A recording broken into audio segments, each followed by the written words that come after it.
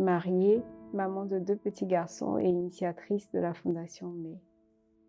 Alors l'idée de la fondation, c'était donc un rêve d'enfant. Depuis l'âge de 12 ans, j'ai toujours rêvé, de pouvoir prêter main forte et aider des personnes.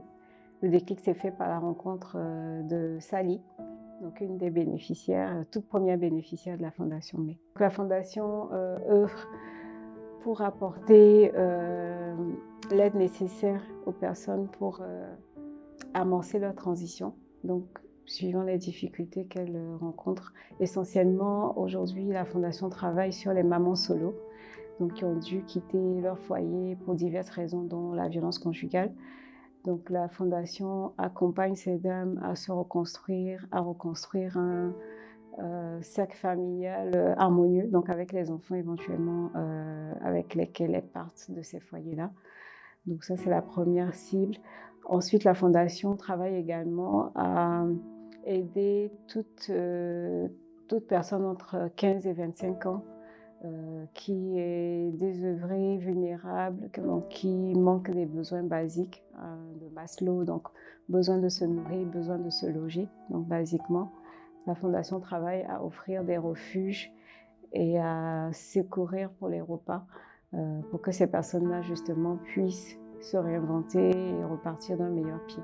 La Fondation offre des pensions complètes donc à des mamans solo, donc ce qui leur permet de sereinement quitter les foyers violents, éventuellement de remettre les enfants sur la voie de l'école, donc fournir un logis et tout ce qui est nécessaire pour que ces mamans-là puissent au bout d'1 an ou 2 ans se refaire et repartir de bon pied. La Fondation offre également des repas et des logements juste pour le temps d'une nuit à des personnes qui en ont besoin pour se reconstruire. L'abbé Pierre pouvait dire que le contraire de la pauvreté, ce n'est pas la richesse, mais le partage. Et avec la Fondation May, nous avons l'occasion de partager ce qu'on peut à des personnes qui en ont besoin. À long terme, l'idée, ce sera d'avoir des refuges où ce que toutes les personnes vulnérables pourront trouver le secours et le soutien nécessaire. Donc l'aventure a débuté sur fonds propres, en sollicitant des proches, mais la tâche ne sera pas aisée parce que soutenir des personnes en difficulté, c'est un travail de longue haleine.